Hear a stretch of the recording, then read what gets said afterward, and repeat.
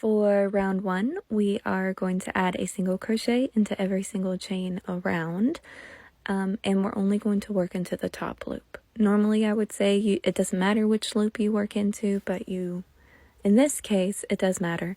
You only want to work into one of the loops. I did want to make a note about the size of the pumpkin. So if you want to make a bigger one or a smaller one, totally up to you, you can do that simply by changing the number of chains you used in your beginning chain. So if you want to make a bigger one, then you can just use more chains. If you want to make a smaller one, use less. You can even go with a bigger yarn if you wanted to. The only thing about replacing the yarn is that you still want to make sure that you're using a hook that's at least one size smaller.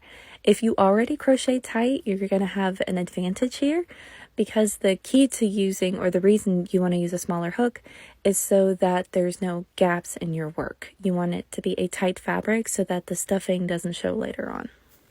But now that we have made our way all the way around, I'm going to go ahead and add my last single crochet, and then I'm going to finish my round by slip stitching into the top of the first stitch.